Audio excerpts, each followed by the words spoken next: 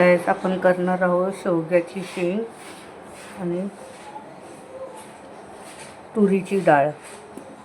डाळ आपण शिजवून घेऊया कुकरमध्ये, एक शिट्टी करून घेऊया. आपण आता फोडणी देणार आहोत. तेल टाकलेलं आहे कढईत.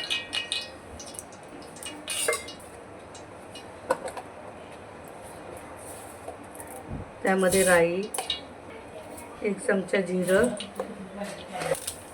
कढीपत्ता, लसूण छान तळून घेऊया. त्यामध्ये हिंग टाकूया.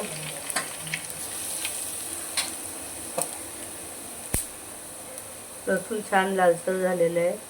हळद टाकून घेऊया.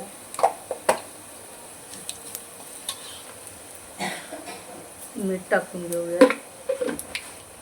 लाल मसाला टाकला. मसाला छान तळून घेऊया तेलामध्ये. त्यामध्ये टाकून घेऊ आपण शेवग्याची शेंग.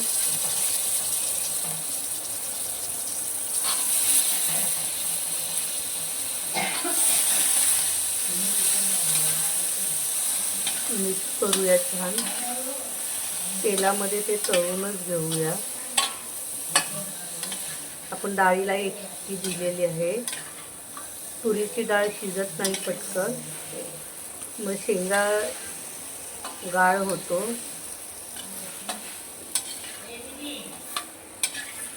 म्हणून आपण एक शिट्टी घेतलेली आहे.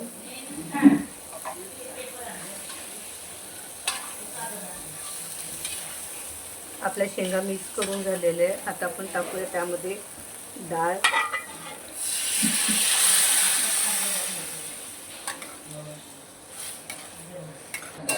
शेंग शिजेपर्यंत आपण डाळ शिजूया.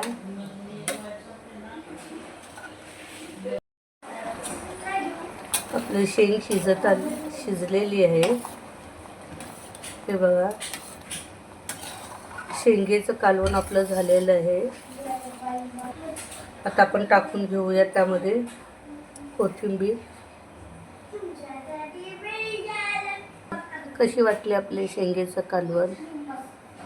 बाय.